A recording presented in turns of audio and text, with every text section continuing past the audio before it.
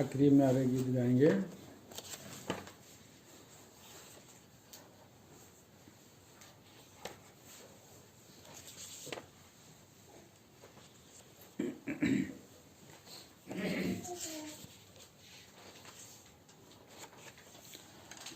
Seven 37 गीत संख्या 737।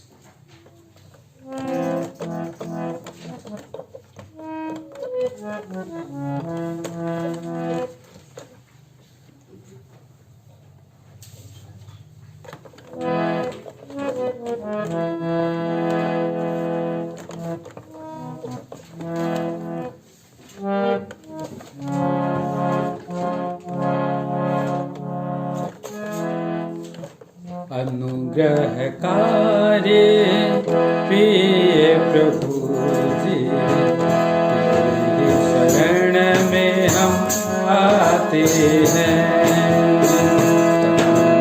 धन तुझको भेंट चढ़ाते, करते हम तुझे प्रार्थना। धन तुझको भेंट चढ़ाते, करते हम तुझे प्रार्थना। हर दिन तू हमें आशीष देता, गिरने हमको बचा के तू रखता। हर दिन तू हमें आशीष देता, गिरने हमको बचा के तू रखता।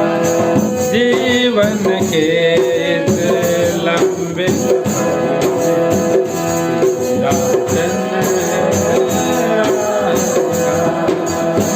जीवन के लंबे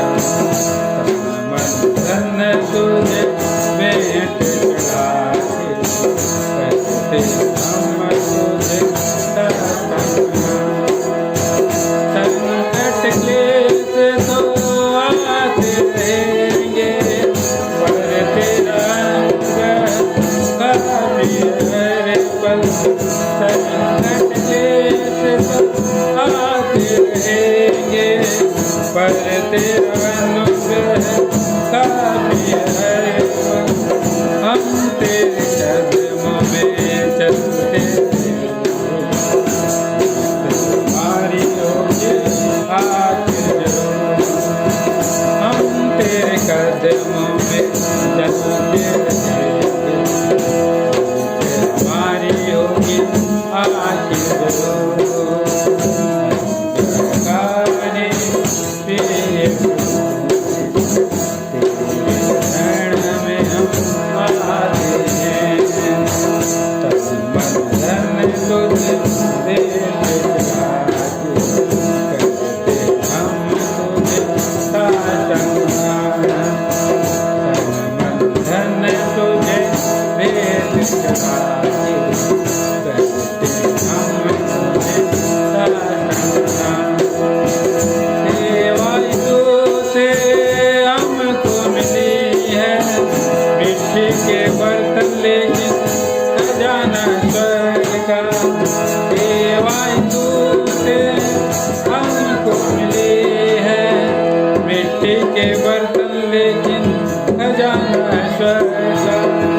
टूट जाए तो भी परवाह है, मैं तुझको देते रहेंगे।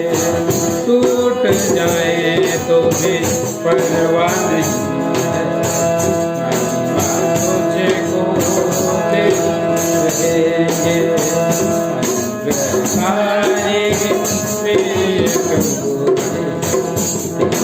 शरण में हम आते हैं, धन तुझको देख चढ़ा के करते हम तुझे साधना। तन मन धन तुझे भेंट चढ़ा के करते हम तुझे साधना।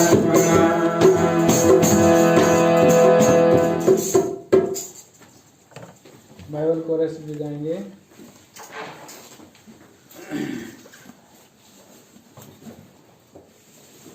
दुनिया में सबसे प्यारी पुस्तक बाइबल, हिंदी और उड़िया में गाएंगे। दुनिया में सबसे प्यारी पुस्तक बाइबल, दुनिया में सबसे प्यारी पुस्तक बाइबल, पढ़े जो इसको रोज बरोज, ज्ञान में खतरा कोई ना हो दुनिया में सबसे प्यारी पुस्तक बाइबल। दुनिया रे सर्वश्रेष्ठ ग्रंथ बाइबल, दुनिया रे सर्वश्रेष्ठ ग्रंथ बाइबल। प्रतिदिन जे पढ़िब मार्गे भय नरहिब, हो दुनिया रे सर्वश्रेष्ठ ग्रंथ बाइबल। आइए हम लोग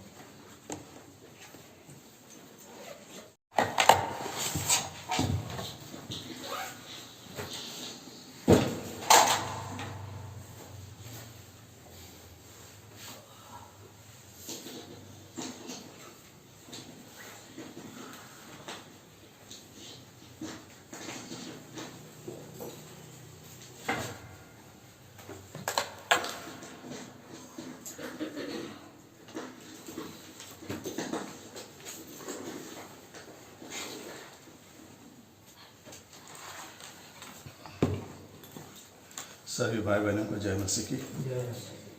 आइए आज हम कॉटेज मीटिंग में प्रभु के वचन में से कुछ बातों को मनन करेंगे।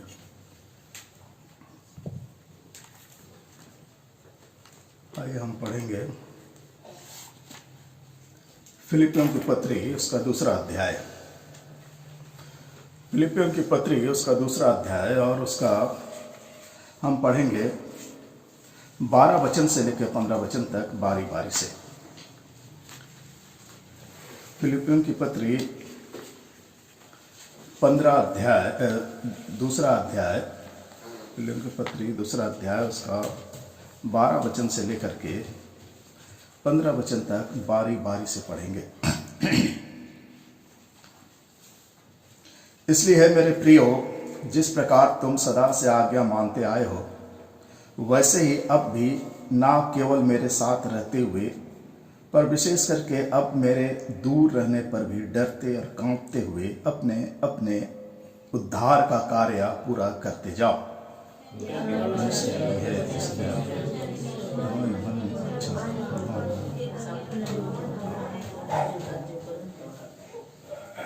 सब काम बिना कुड़कुड़ाए और बिना विवाद के किया करो, ताकि तुम निर्दोष और भोले होकर टेढ़े और हठीले लोगों के बीच परमेश्वर के निष्कलंक संतान बने रहो, जिनके बीच में तुम जीवन का वचन लिए हुए जगत में जलते दीपकों के समान दिखाई देते हो।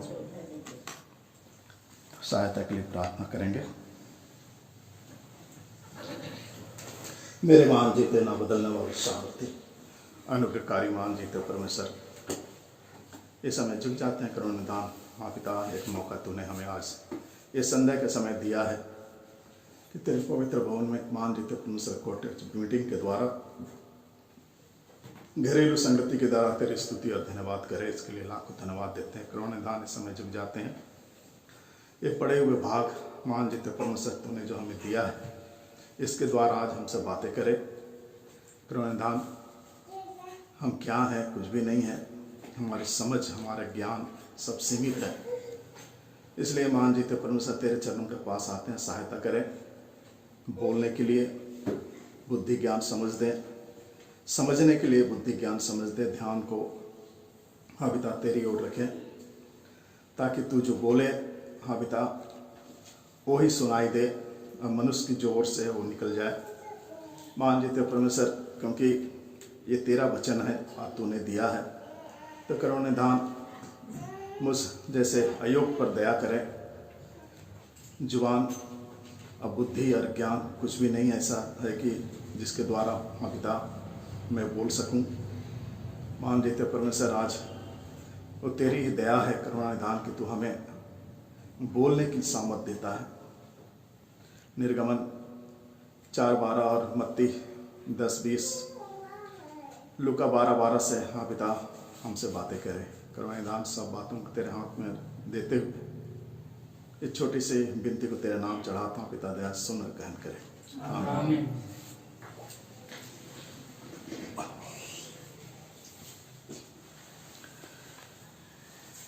यहाँ पर पौलुस प्रेरित जो है फिलिपियों की पत्री को ये बातें लिख रहा है।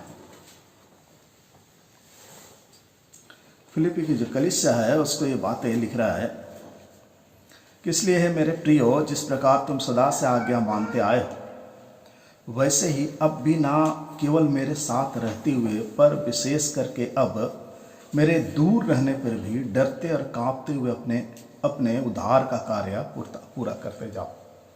अपने अपने उद्धार का कार्य, ये उद्धार का काम जो है भाई बहनों बहुत ही अद्भुत रीति से परमेश्वर ने हमें दिया है ये बात, क्योंकि हम अनुग्रह से उद्धार पाए हुए विश्वासी, हमको अनुग्रह के द्वारा ही जो है उद्धार मिला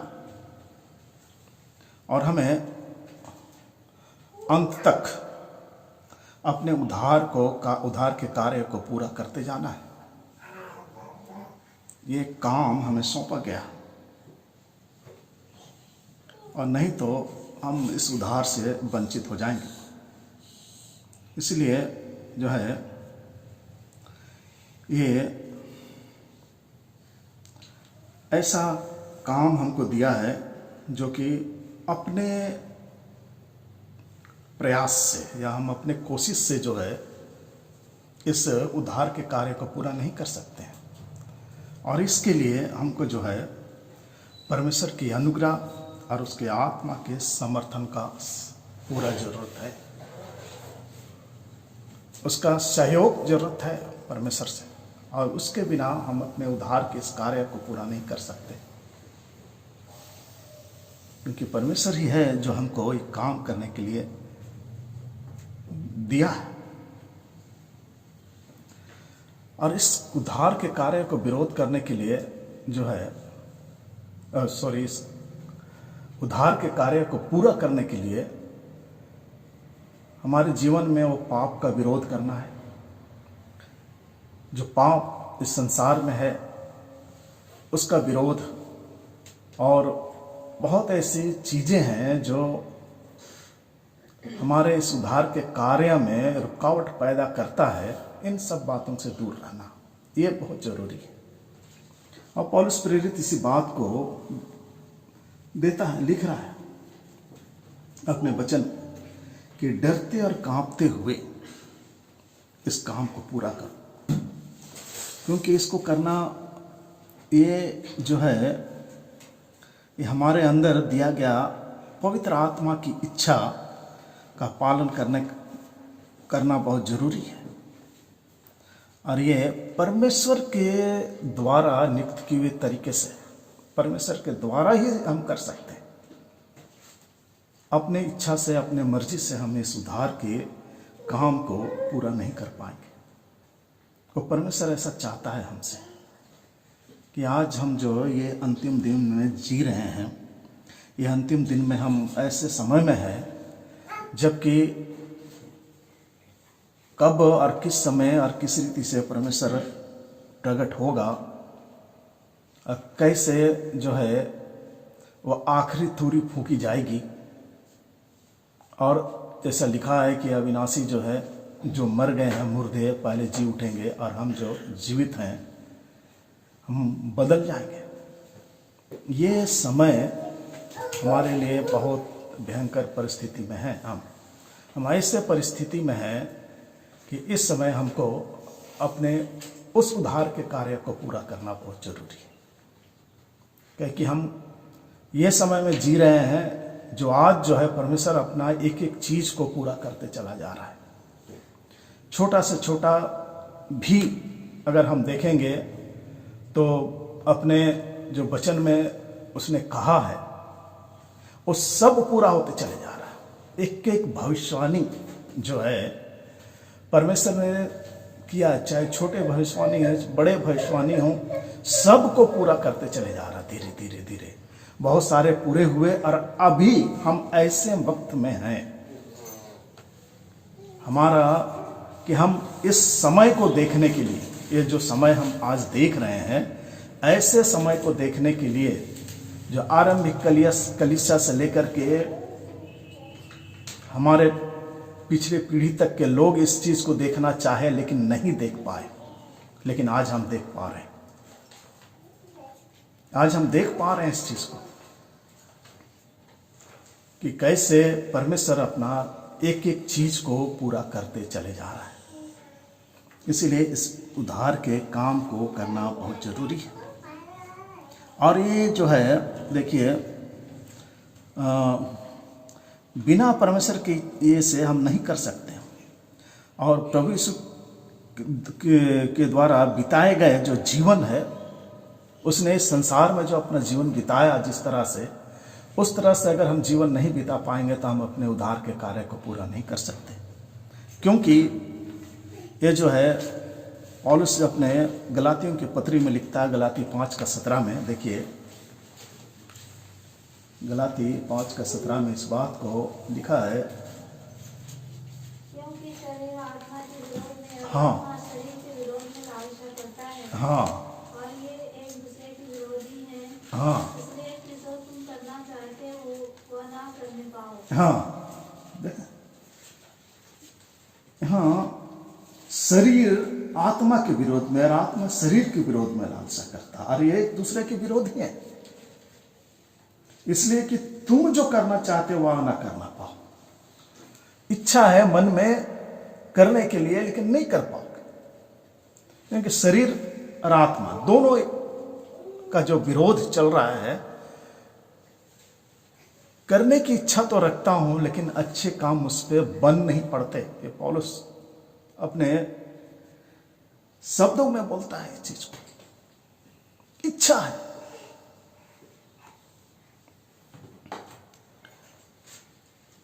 और ये उद्धार का कार्य हमको प्रभु यीशु मसीह के सामने आने से, उसके समीप आने से, जब हम उसके सामने होते हैं।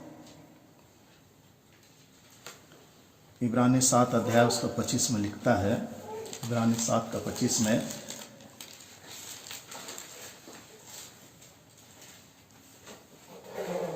इसीलिए जो उसके द्वारा परमेश्वर के पास आते हैं। हाँ उसके द्वारा, देखिए यहां पर जो लिखा, इसीलिए जो उसके द्वारा, किसके द्वारा? प्रभु यीशु मसीह के द्वारा परमेश्वर के पास आते हैं, वह उनका पूरा पूरा उद्धार कर सकता है। वह उनका पूरा पूरा उद्धार कर सकता है, क्योंकि वह उनके लिए विनती करने को सर्वदा जीवित है। क्योंकि वो उनके लिए विनती करने के लिए सर्वदा जीवित है। जब हम परमेश्वर के निकट आते हैं, ये उद्धार को पूरा करने के लिए जब आते हैं और परमेश्वर की इच्छा से पूरा कर सकते हैं, परमेश्वर की इच्छा से। देखिए पद 13 में क्या लिखा है, फिलिपी 2:13 में बहुत सुंदर सा लिखा है यहाँ, क्योंकि परमेश्वर ही है जिसने अपनी सुइच्छा निमित्त तुम्हारे मन में इच्छा और काम दोनों बातों को करने का प्रभाव डाला है। परमेश्वर ही है जिसने अपनी सुइच्छा निमित्त तुम्हारे मन में इच्छा और काम दोनों बातों को करने का प्रभाव डाला है। वो परमेश्वर है, और परमेश्वर मन में डालता है इस बात को, और उसी के द्वारा हम पूरा कर सकते हैं।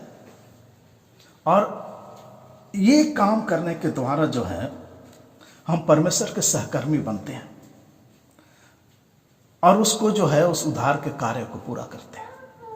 परमेश्वर के सहकर्मी बनते हैं और उसके उद्धार के कार्य को पूरा करते हैं। और ये बात जो है पौलुस प्रेरित अपना 1 कुरिन्थी 3:9 में लिखता है। 1 कुरिन्थी 3:9 में,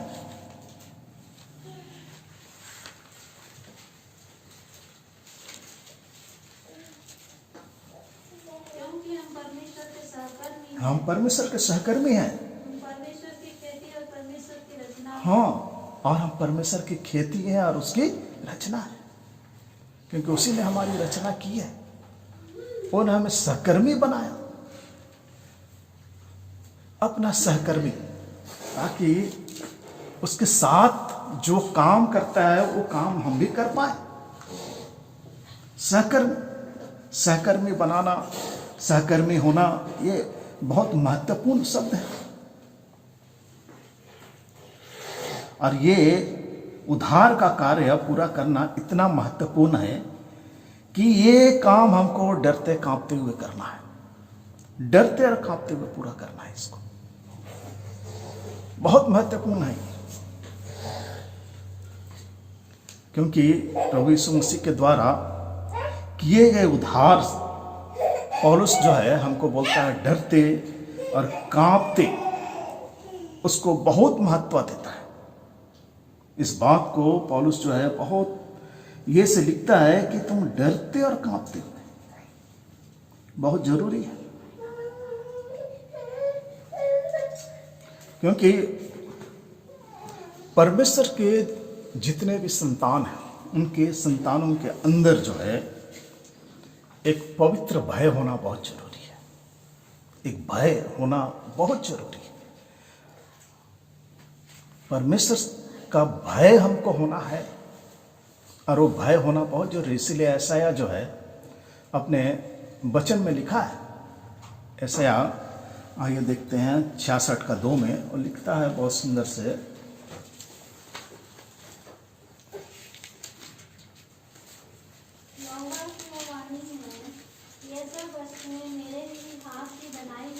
सब वस्तुएं मेरे हाथ की बनाई हुई है, इसलिए सब मेरी ही है, सब मेरी है। परंतु मैं उसी की ओर दृष्टि करूंगा हाँ, जो दीन और खेदित मन का हो। क्या यहाँ बात लिखा देखिए, मैं उसी की ओर दृष्टि करूंगा जो दीन और खेदितपन का हो, और मेरा वचन सुनकर थरथराता हो। अब मेरा वचन सुनकर थरथराता हो।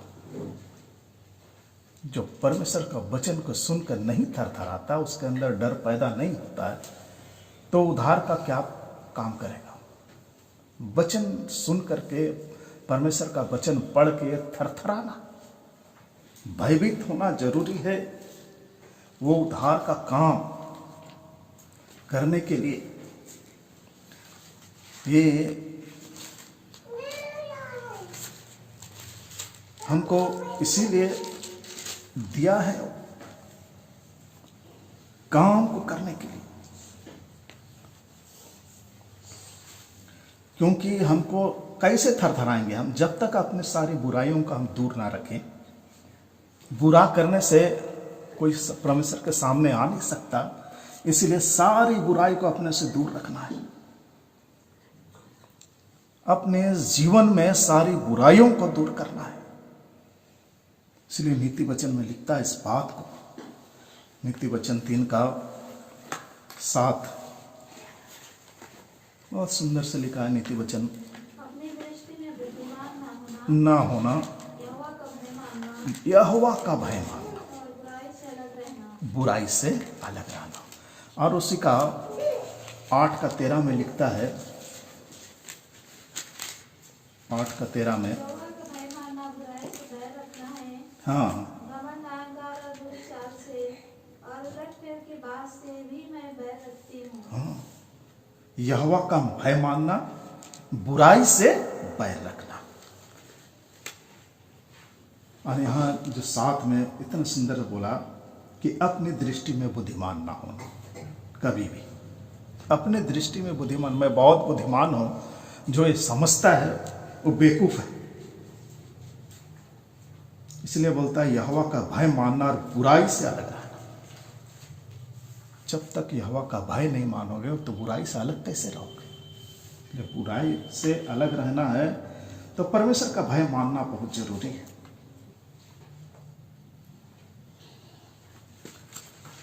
इसीलिए उसके भय में, उसके डर भय में चलते हुए,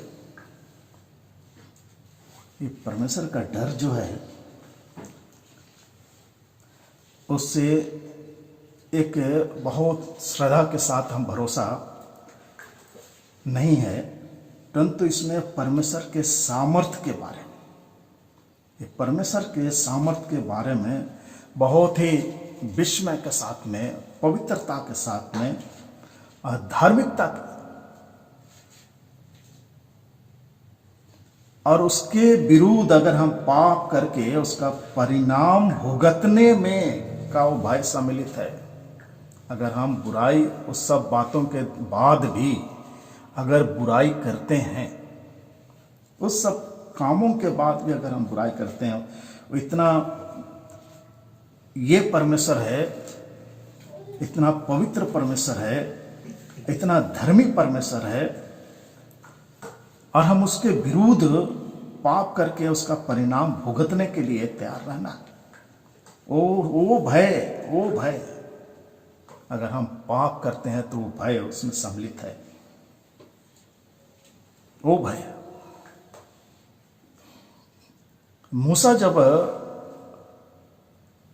ये करके भागा था और मिद्यान में मिस्र से वो अपना बुद्धि लगाया और वहाँ हत्या करके भागा, जब भेद खुला तो भागा वहाँ से, और भागा और मिद्यान देश में गया, और वहाँ वो क्या कर रहा है, भेड़ बकरियों को चरा रहा है, भेड़ बकरियों को चरा रहा है। और उस समय जो है परमेश्वर उसको दर्शन देता है, झाड़ी में दर्शन देता है। जब दर्शन देता है, वो लिखा है निर्गमन 3:6 में, देखिए पढ़िए उसको।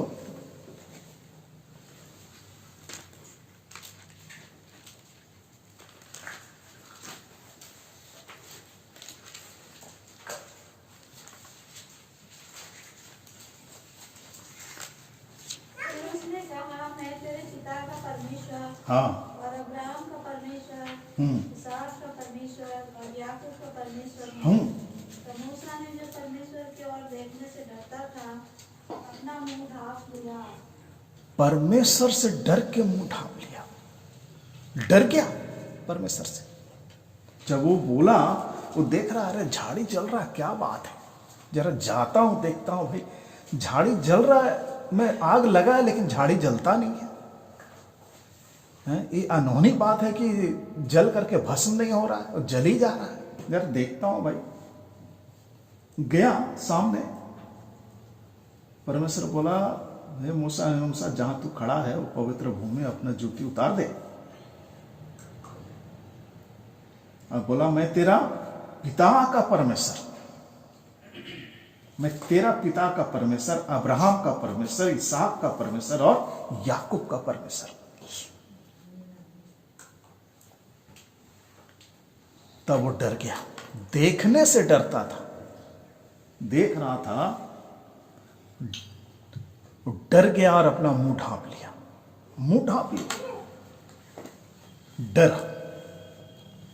डर है ये। अपने पापों से जब हम ये करते हैं तो ये डर है। इसीलिए दाऊद जो है अपने भजन में भी, भजनकार जो है अपने भजन 119 का 120 में लिखता है, पढ़िए उसको। 119 का 120 में बहुत सुंदर से लिखा है,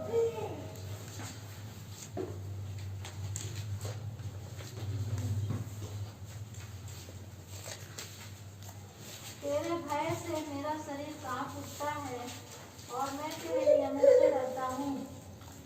तेरे भय से मेरा शरीर कांप उठता है, ऐसा भय, तेरे भय से मेरा शरीर कांप उठता है, मैं तेरे नियमों से डरता हूं। परमेश्वर के नियम की है भय की बातें, कि हम कैसे भी उससे। और देखिए लूका में प्रभु यीशु मसीह क्या बोल रहे हैं, लूका 12 अध्याय में आइए।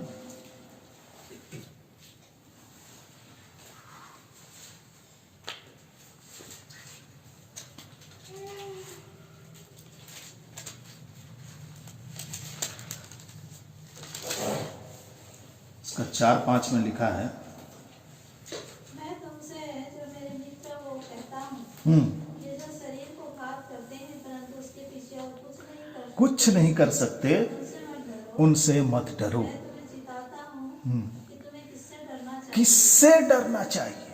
करने के बाद जिसको नरक में डालने का हाँ, अधिकार है, उसी से डरो। जिसको नरक में डालने का अधिकार है उससे डरो। मैं तुमसे कहता हूँ, उसी से डरो। हाँ, उसी से डरो। तुमको नाश करके, घात करके तुमको डाल देगा नरक में। अरे जो घात करता है शरीर को और उसके बाद कुछ कर नहीं सकता, उससे डरने का क्या बात है। यहां तो वो है जो कि इस घात भी करेगा, मारेगा भी और नरक में भी डाल देगा। तो उससे डरना है, वो है हमारा परमेश्वर। डर उससे, यह विनाश का नहीं, लेकिन यह भय जो है ऐसा भय है जो एक नियंत्रण में हम रहने वाले, एक छुटकारा का भय जो हमें परमेश्वर के निकट जो आने से, जब हम परमेश्वर के निकट आते हैं तो आशीष,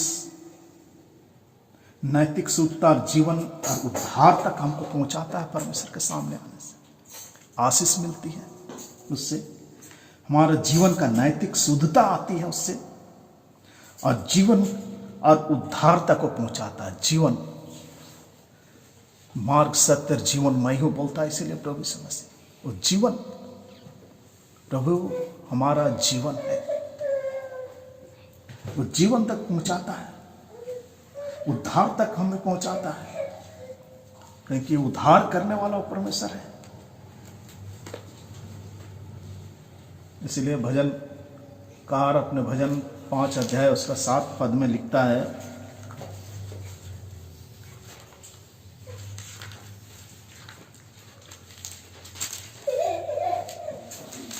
परंतु मैं तो तेरी अपार करुणा के कारण तेरे भवन में आऊंगा, मैं तेरा भय मानकर तेरे पवित्र मंदिर की ओर दंडवत करूंगा।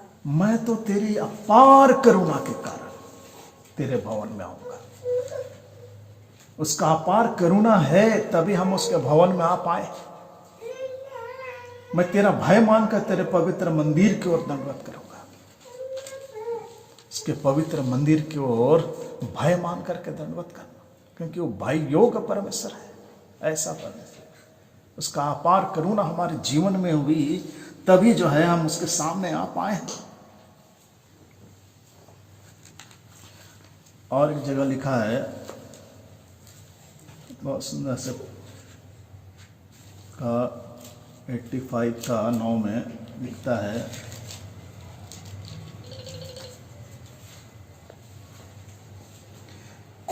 पचासी का 9 में, निश्चय उसके डरवैयों का उद्धार का समय निकट है। जो डरते हैं उसका उद्धार का समय निकट है। तब हमारे देश में महिमा का निवास होगा। तब जो है हमारे देश में महिमा का निवास होगा। और नीति वचन कहता है, नीति वचन 14 अध्याय उसका 27 पद में लिखता है,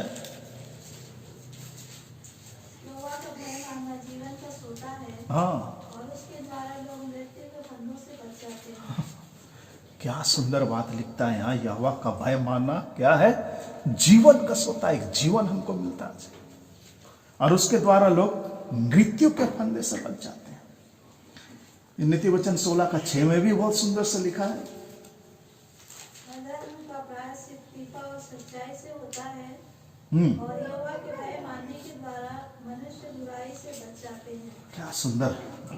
अधर्म का प्रायश्चित जो है कृपा और सच्चाई से होता है, और यहोवा के भय मानने के द्वारा मनुष्य बुराई करने से बच जाता है। अगर आप परमेश्वर का भय मानते हैं तो बुराई से बच जाते हैं, बुराई से बच जाते हैं। ये है अद्भुत बातें। इसीलिए यहाँ फिलिपी पत्री 2 अध्याय उसका 13 वचन में लिखता है कि क्योंकि परमेश्वर ही है जिसने अपनी स्वेच्छा निमित्त तुम्हारे मन में इच्छा और काम दोनों बातों को करने का प्रभाव डाला। तुम्हारे अंदर में कोई भी अच्छे काम करने का प्रभाव किसके द्वारा से आ रहा है? परमेश्वर की इच्छा ओर से। जब एजरा के पत्री में हम वो चीज को पढ़ते हैं, उसमें एजरा 1:5 में लिखा है, बहुत उसमें वो लोग जब मंदिर बनाने का काम शुरू किया तो वहाँ परमेश्वर जो है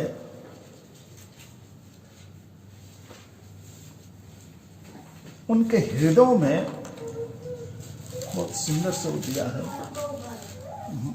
1:5 में तब यहूदा और बिन्यामीन के जितने पितरों के घरानों के मुख्य पुरुषों ने, हाँ पुरुषों और याजकों और लेवियों का मन परमेश्वर ने उभारा था, हाँ परमेश्वर ने उभारा था कि जाकर यरूशलेम में यहोवा के भवन को बनाए। वे सब उठ खड़े हुए। परमेश्वर ही है जो उनके मन को उभारा।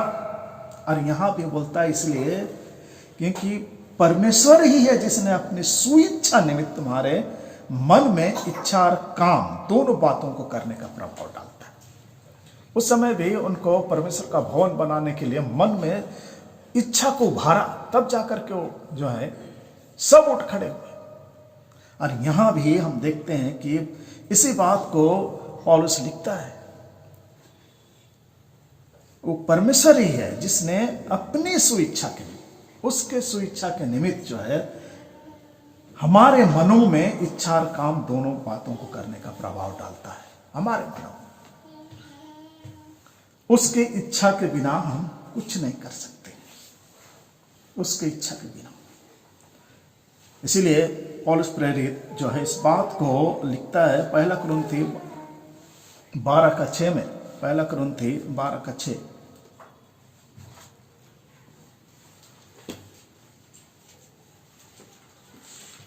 और प्रभावशाली कार्य कई प्रकार के हैं, परंतु परमेश्वर एक ही है जो सब में हर प्रकार का प्रभाव उत्पन्न करता है।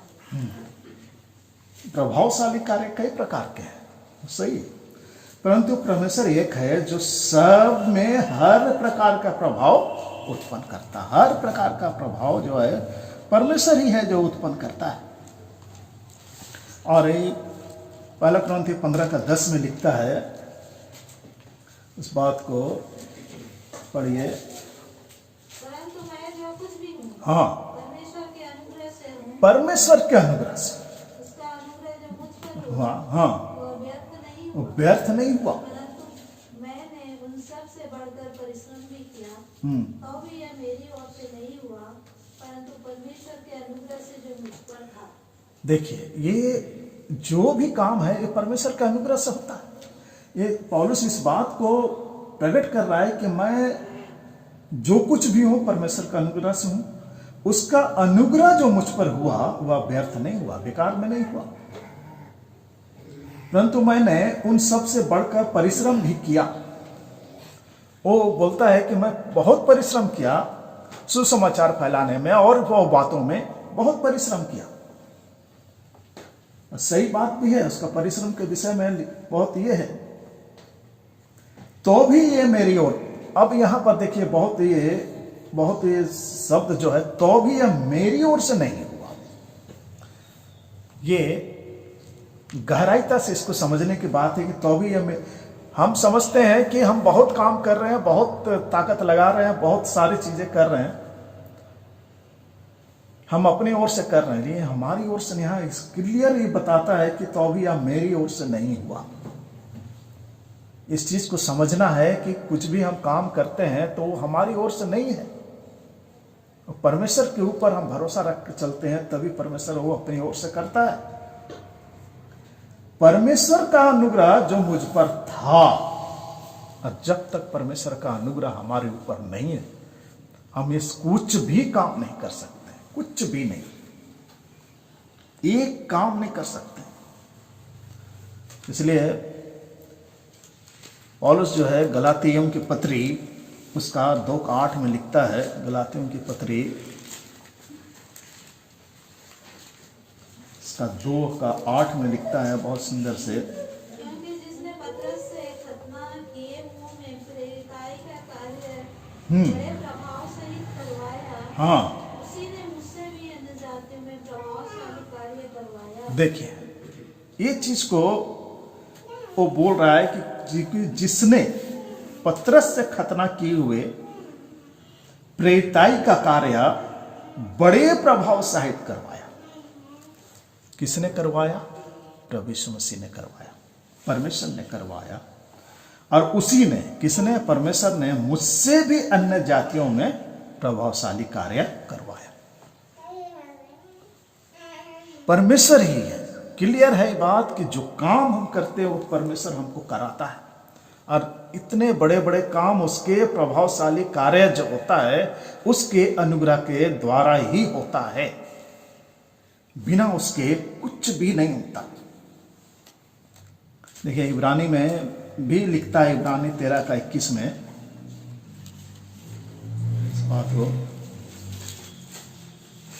इब्रानी की पत्री उसका 13:21 में लिखा है। तुम्हें हर एक भली बात में सिद्ध करे, हाँ, जिससे तुम उसकी इच्छा पूरी करो। तुम उसकी इच्छा पूरी करो। और जो कुछ उसको भाता है, हाँ, ये ध्यान देने की बात है। हाँ, मुझसे यीशु मसीह के द्वारा हमें उत्पन्न करे, उसी की महिमा युगान में होती रहे। आमीन। जो कुछ उसको भाता है, ये बहुत इंपॉर्टेंट बात है यहाँ पर। हर एक भली बात जो है, हर एक भली बात में सिद्ध करे जिससे तुम उसकी इच्छा पूरी करो। और जो कुछ उसको भाता है, ये परमेश्वर को भाना चाहिए। जो भी काम हम कर रहे हो परमेश्वर को भाना बहुत जरूरी है, और उसे यीशु मसीह के द्वारा हम में उत्पन्न करे, और उसी की महिमा युगानुग होती रहे। आमीन। उसी की महिमा, ये बहुत जरूरी है। आइए इफिसी 1:5 में, इफिसियों की पत्री उसका 1 अध्याय और उसका 5 में लिखा है, और अपनी इच्छा के भले अभिप्राय के अनुसार हमें अपने लिए पहले से ठहराया कि यीशु मसीह के द्वारा हम उसके लिए पालक पुत्र हों। और वो अपनी इच्छा के भले अभिप्राय के अनुसार हमें अपने लिए पहले से ठहराया। हमें जो है अपने लिए पहले से ठहरा दिया कि यीशु मसीह के द्वारा हम उसके लिए पालक पुत्र हों।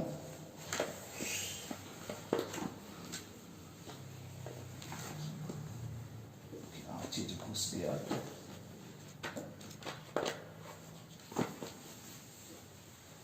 उसके लिए पालकपन पुत्र हों,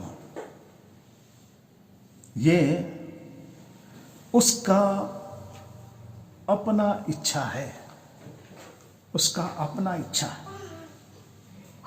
इसीलिए फिलिपियों के पत्र में हम आते हैं, फिलिपी उसका 1 अध्याय और 6 में इस बात को बहुत सुंदर से लिखता है। 1:6 में, मुझे इस बात का भरोसा है हाँ, कि जिसने तुम्हें अच्छा काम आरंभ किया है, जिसने तुम्हें अच्छा काम आरंभ किया है, वही उसे यीशु मसीह के वही उसे यीशु मसीह के दिन तक पूरा करेगा। दिन तक पूरा करेगा। वही जो है उसको यीशु मसीह के दिन तक पूरा करेगा। जो काम शुरू किया है, हम उसके आज्ञाकारिता में, हम उसके ये में चलते हैं, तो वो जो है उसको पूरा करेगा, पूरा करेगा, पूरा विश्वास। 14 फिलिपी 2:14 लिखता है, यहां पढ़िए इसको। सब काम बिना कुड़कुड़ाए और बिना विवाद के किया करो। यह बहुत गहरा बात यहाँ लिखा है। सब काम करो बिना कुड़कुड़ाए, बिना विवाद के। ये बहुत गहरी बात है। करने बोलने से कुड़कुड़ाहट आता है, विवाद उठता है, बहुत सारी बातें होती हैं। इसलिए लिखता है यहाँ पर, सब काम बिना कुड़कुड़ाए और बिना विवाद के करो। ऐसा नहीं वैसा, वैसा नहीं ऐसा। ज्यादा वाद विवाद जो है बहुत ही ऐसे चीजों को सामने ला देता है कि मन भी खट्टा हो जाता है, मन भी फट जाता है। इसीलिए पौलुस प्रेरित इस बात को लिखा कि बिना विवाद किए, बिना कुड़कुड़ाए कर। इसलिए 1 कुरिन्थी 10:10 में वो लिखा है, देखिए पढ़िए। 1 कुरिन्थी 10:10 क्या हो गया उसको? 1 कुरिन्थी 10:10 में और ना तुम कुड़कुड़ाओ, जिस रीति से उनमें से कितने कुड़कुड़ाए और हाँ। नष्ट करने वालों के द्वारा नष्ट किए गए। हाँ, देखिए, इसीलिए इस बात को लिखा, और ना तुम कुड़कुड़ाओ जिस रीति से उनमें से कितने कुड़कुड़ाए और नष्ट करने वालों के द्वारा नष्ट किए गए। मिस्र से निकले, जंगल में चले, परमेश्वर के पीछे चले, लेकिन कुड़कुड़ाहट, बुड़बुड़ाहट उनके जीवन में रहा, और जिसके कारण जो है नष्ट करने वालों के द्वारा नष्ट कर दिए गए, खत्म कर दिए गए। एक कुड़कुड़ाहट और एक बुड़बुड़ाहट ऐसा होता है।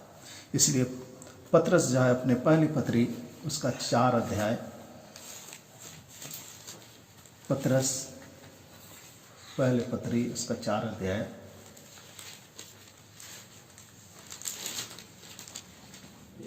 उसका 9 वचन में लिखता है, बिना कुड़कुड़ाए दूसरे का अतिथि सत्कार करो। बिना कुड़कुड़ाए जो काम करो बिना कुड़कुड़ाए करो, बिना विवाद का क्या करो, एक दूसरे का अतिथि सत्कार करो। कुड़कुड़ाहट बुड़बुड़ाहट से कुछ नहीं होता। 15 पद, फिलिप्पी 2:15,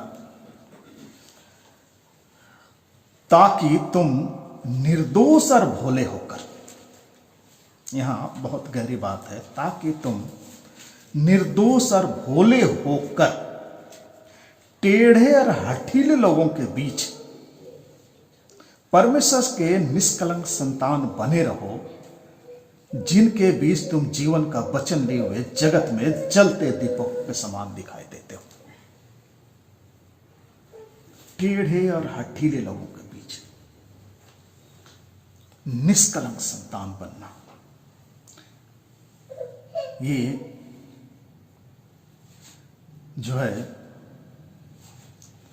1 थिस्सलुनी 3:13 में लिखा है। इस बात को जरा देख लीजिए।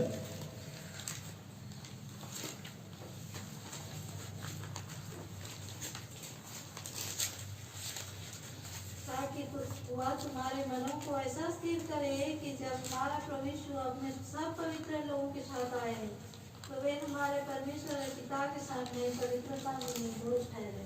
हाँ,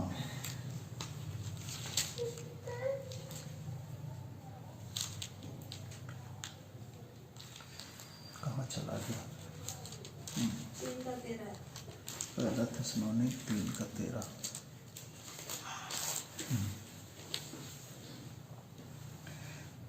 ताकि वह तुम्हारे मनों को ऐसा स्थिर करे कि जब हमारा प्रभु यीशु अपने सब पवित्रों के साथ आए, तो वे हमारे परमेश्वर और पिता के सामने क्या? पवित्रता में निर्दोष ठहरे। उस समय ऐसा स्थिर हमारे मनों को करे,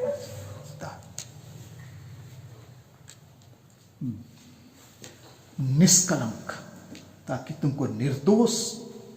तुम निर्दोष और भोले होकर टेढ़े और हठीले लोगों के बीच परमेश्वर के निष्कलंक संतान बने रहो, जिसके बीच तुम जीवन का वचन लिए हुए जगत में जलते हुए दीपकों के समान दिखाए।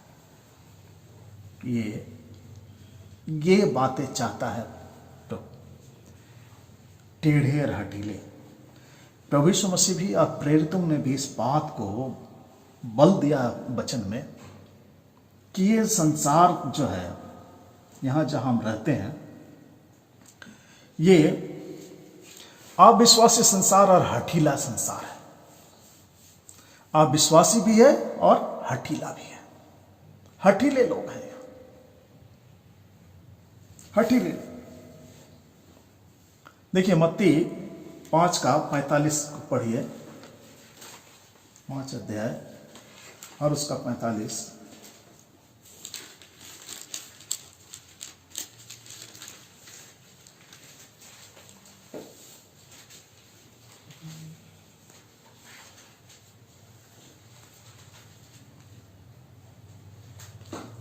जिससे तुम अपने स्वर्गीय पिता की संतान ठहरोगे। ठहरोगे, क्योंकि वह भले और बुरे दोनों पर अपना सूर्योदय करता है हाँ। और धर्मी और अधर्मी दोनों पर मैं बरसाता है। हाँ, 48 को पढ़िए। इसीलिए चाहिए कि तुम सिद्ध बनो जैसा तुम्हारा स्वर्गीय पिता सिद्ध है। जैसा तुम्हारा स्वर्गीय पिता सिद्ध है।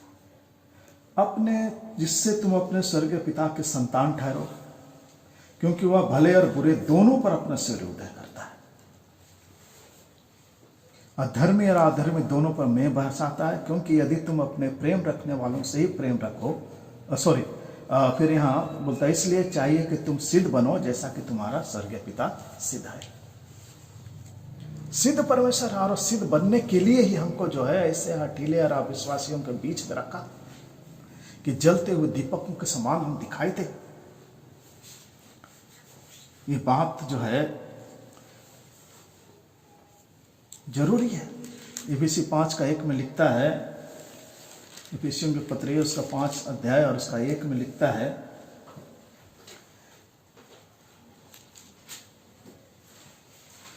बहुत सुंदर से इसको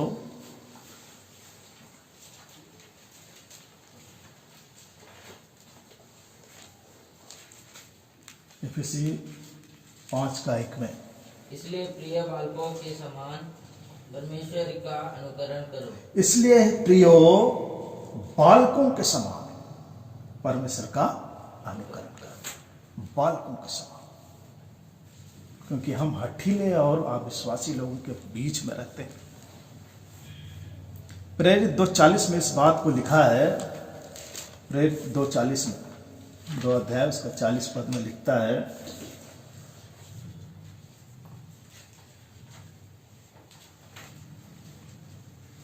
उसने बहुत और बातों से भी गवाही दे देकर समझाया कि अपने आप को इस टेढ़ी जाति से बचाओ।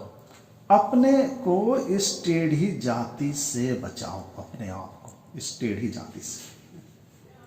टेढ़ी जाति, ये लोग टेढ़ी जाति है। मत्ती 17:17 में इस बात को परमेश्वर जो प्रभु यीशु मसीह जो लिखा था, बोला है। देखिए कि कैसे ये लोग हठीले हैं। यीशु ने उत्तर दिया, ये अविश्वासी और हठीले लोगों, हाँ, मैं कब तक तुम्हारे साथ रहूंगा? कब तक मैं तुम्हारे साथ रहूंगा? कब तक तुम्हारी सहूंगा? सहूंगा? उसे या मेरे पास लाओ। 17 में उस चीज को कितना क्लियर बोला कि हे हठीले, अविश्वासी और हठीले लोग,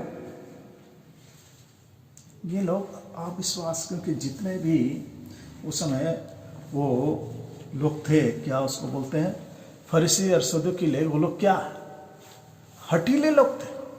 वो लोग देखते थे चिन्ह मांग रहे। प्रभु यीशु मसीह से क्या मांगे? वो चिन्ह, कि हमें कोई चिन्ह दिखा। तो प्रभु इसीलिए बोला उनसे, उनको कि योना का चिन्ह को छोड़कर कहा, तुमको कोई और चिन्ह नहीं दिया जाएगा। हठीले लोग देख करके भी नहीं समझ सके थे। ऐसे हठीले संसार के लोग जो हैं हठीले हैं। लूका 9:41 में इस बात को लिखा है। लूका 9:41 में,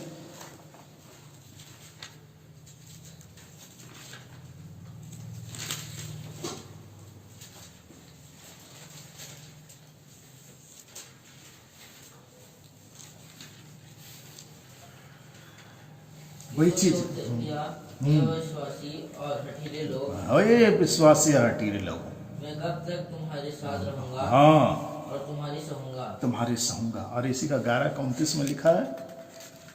लूका 11:29 में,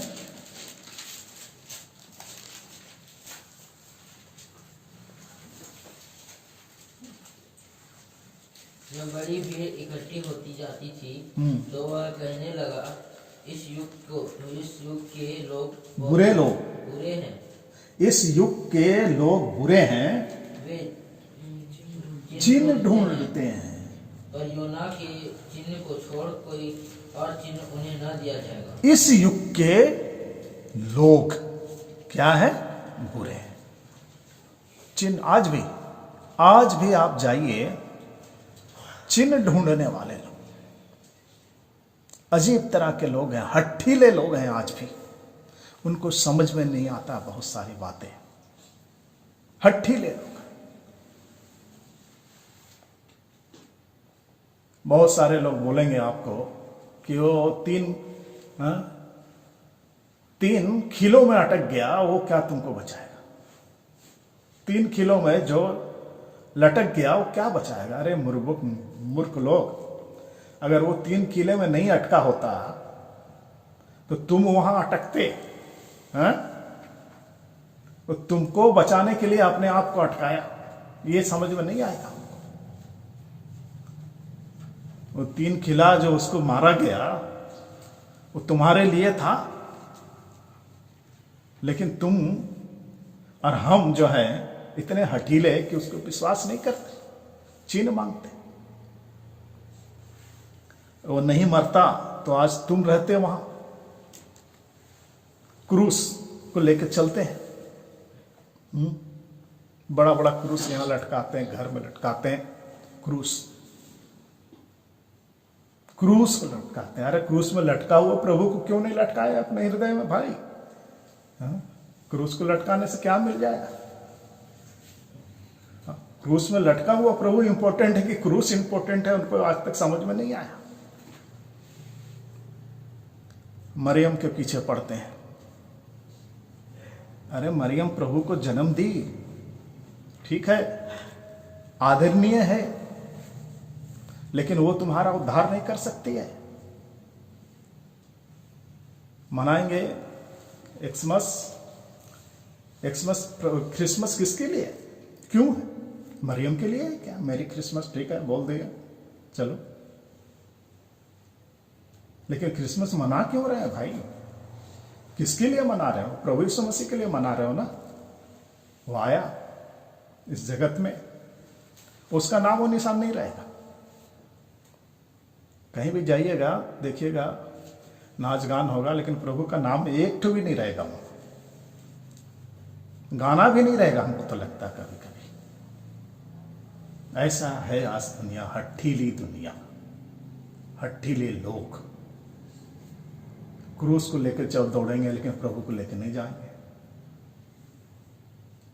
किसी और का नाम लेंगे, लेकिन प्रभु का नाम नहीं लेंगे। अरे वही तो है सब, वही तो करता रहता, वही तो तुमको उधार देने वाला है। तुम्हारे लिए मरियम मरी क्या क्रूस पर? उधार देने के लिए जन्म दी, सही बात है। तो मर गई, चली गई मर के प्रभु के पास, क्योंकि वो पवित्र स्त्री थी, चली गई। वो नहीं सुनने को तुमको, तुम कितना मोमबत्ती चलाओ, कुछ करो, कुछ नहीं सुनेगी वो। ये चीज उनको समझ में नहीं आता आज के लोगों को। इनको यही समझ में आता है कि कौन उधार देगा। प्रभु लटका तुम्हारे लिए, वो मरा, वो जीवित हुआ। बाइबल को एक जगह कहाँ हम ये था, बाइबल को मस्त ये करके उसका पूजा कर रहे हैं, बाइबल का पूजा। अरे बाइबल का परमेश्वर का करो। बाइबल का करने से क्या उसको ज्ञान क्या हो जाएगा? तुमको कुछ मिल जाएगा? बाइबल तुमको कुछ नहीं देगा, इसमें जो है वो देगा उसके अंदर। ऐसे हैं लोग, क्या बोले? ऐसे ऐसे हठीले लोग हैं संसार में, नहीं समझ में आता, उनको नहीं आएगा। इसीलिए यहां वो बोलता है कि ऐसे हठीले लोगों के बीच में परमेश्वर के निष्कलंक परमेश्वर के निष्कलंक संतान बने रहो, जिनके बीच में तुम जीवन का वचन लिए हुए, ये जीवन का वचन लिए हुए जगत में जलते दीपकों के समान दिखाई देते हो। आज परमेश्वर का वचन को लेकर के जो है जलते हुए दीपक के समान दिखाई देना है।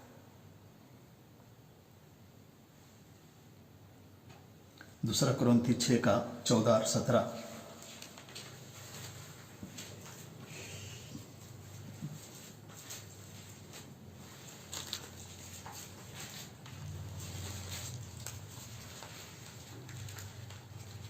अविश्वासियों के साथ असमान जुए में न हाँ दे। 6:14 में क्या बोलता है? ठीक, एक बार और पढ़ो ठीक से। अविश्वासियों के साथ हाँ आसमान जुए में न जुटे, असमान जुए में न जुटे, हाँ क्योंकि धार्मिकता और अधर्म का क्या मेल जोल, क्या ज्योति और अंधकार की क्या संगति। हाँ 15 को ही पढ़ दो। और मसीह का बलियाल बलियान के साथ क्या लगाव, क्या विश्वासी के साथ अविश्वासी का क्या नाता। हाँ अच्छा, उसका 17 पढ़ दो। इसलिए प्रभु कहता है, उनके बीच में से निकलो और अलग रहो, उनके बीच में से निकलो और अलग रहो, और अशुद्ध वस्तुओं को मत छुओ, अशुद्ध वस्तु को मत छुओ, तो मैं तुम्हें ग्रहण करूंगा। तो मैं तुम्हें ग्रहण करूंगा। ये अपने आप को निष्कलंक संतान बनाने, निष्कलंक संतान।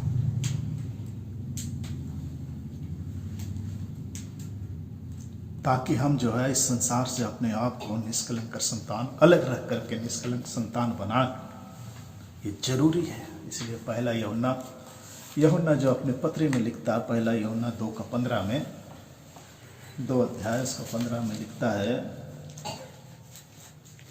क्लियर लिखा है, पढ़ दीजिए। पहला यूहन्ना 2 का तुम ना तो संसार से और न संसार में की वस्तुओं से प्रेम रखो।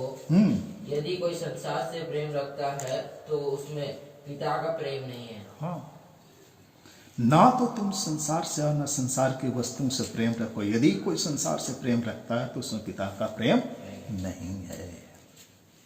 इसीलिए ये बोल रहा है यहाँ पर, क्लियर बोलता है कि तुम जो है 15 में, 2:15 में, फिलिपी 2:15 में, परमेश्वर के निष्कलंक संतान बने रहो, जिसके बीच में तुम जीवन का वचन लिए हुए। इन सब के बीच में हम जीवन का वचन लिए हुए जगत में, इस संसार में जलते दीपकों के समान दिखाई दो, जलते दीपकों के समान।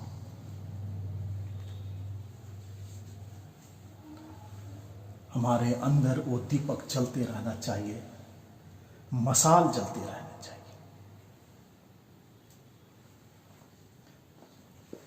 और उस जलते हुए दीपकों के समान जो है इस संसार को हमको दिखाई देना है, ताकि वो जो उस को देख करके जाने कि मसीह का प्रेम क्या है, परमेश्वर का प्रेम क्या है, और मसीह कौन है और परमेश्वर कौन है।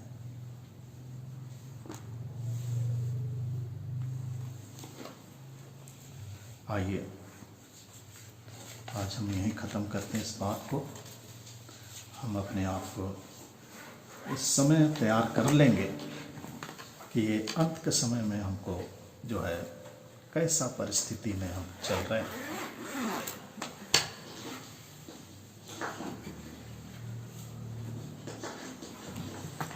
आइए हम लोग प्रार्थना वचन के लिए प्रार्थना करें। पिता, धन्यवाद देते हैं आपके पवित्र वचनों को, और बड़ी गंभीरता के साथ हमारे मध्य में प्रभु जी एक बार फिर से प्रभु स्मरण दिलाया है कि अपने अपने उद्धार के काम को डरते और कांपते हुए पूरा करने के लिए प्रभु जी आपने हमें चुन लिया।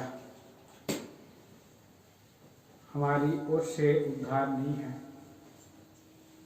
आपका अनुग्रह से हमें उद्धार मिला है। आपका अनुग्रह से हमें विश्वास का दान, आत्मा का दान और आत्मा की सहायता के द्वारा से ही प्रभु जी हम उद्धार पाए हैं, और उद्धार का काम को आपके अनुग्रह से और आपके पवित्र आत्मा प्रभु की सहायता से हम कर सके। इसलिए पवित्र आत्मा के अनुसार चलने के लिए शरीर की रुकावट है। हाँ दयालु प्रभु जी, पाप का विरोध करना है, रुकावट डालने वाले शरीर की लालसाओं को मानना है, दयालु प्रभु जी, आपका वचन के द्वारा हमसे आप बातें किया। गलाती 5:17 के अनुसार, क्योंकि शरीर आत्मा के विरोध, आत्मा शरीर के विरोध में है और दोनों एक दूसरे में लड़ाई करते हैं कि हम परमेश्वर की इच्छा को पूरा ना करें। इसके लिए सबसे बड़ी जरूरी बात है, परमेश्वर के उद्धार का काम के लिए हम सहकर्मी बनाए हैं। और दयालु प्रभु जी, आपका वचन के अनुसार चलना है, भय ना, आपका वचन को डरते और कांपना है सर। इसीलिए 66:2 के अनुसार आपने बातें किया, आप उसकी ओर दृष्टि करते हैं। जो आपका वचन को सुन करके थरथराता है, डरता है, आज प्रभु जी हमारे हृदय में वो डर नहीं है। सच्चे जीते परमेश्वर, आपका भय भक्ति करने के लिए हम पर आप विशेष कृपा दृष्टि लगाएं।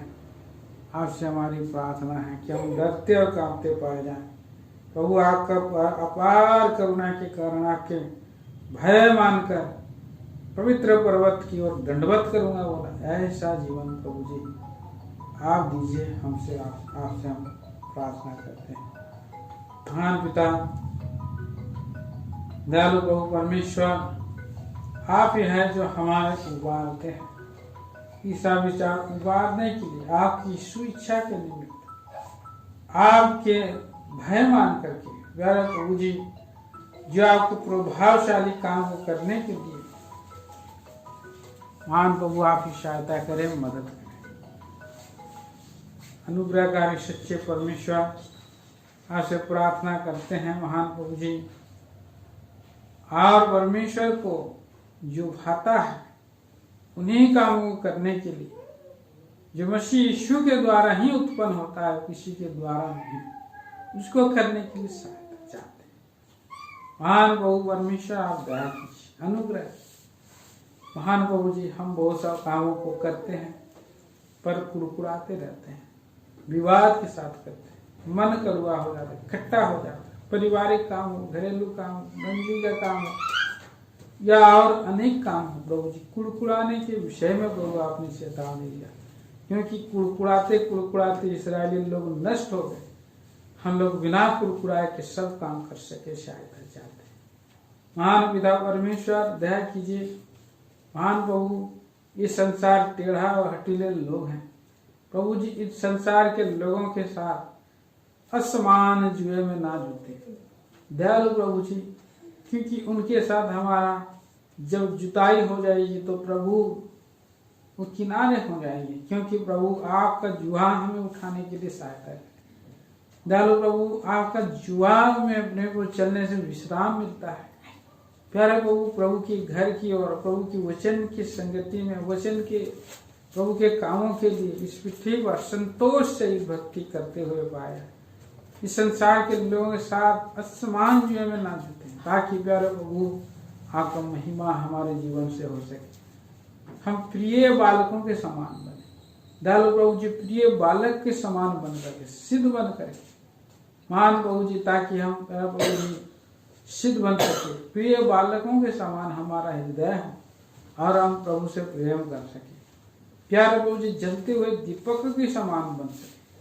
दया करें, अनुग्रह करें। महान प्रभु जी, आपके वचनों के लिए हम धन्यवाद देते हैं। जितने भाई बहन आ गए, हरेक को प्रभु आपके आशीष दे। जो नहीं आए, नहीं जानते हैं प्यारे प्रभु जी, परंतु आप उन पर भी अनुग्रह करें, दया करें कि वो लोग प्रभु की इच्छा में पाए जा सके। और उनके मन में भी उबारें कि वो प्रभु की संगति में पहला स्थान दे सके। हरेक बातों के लिए बुद्धिमता, भय मानना बुद्धि का आरंभ है। दयालु प्रभु परमेश्वर, आपका डरवैयों के लिए उद्धार का समय निकट है।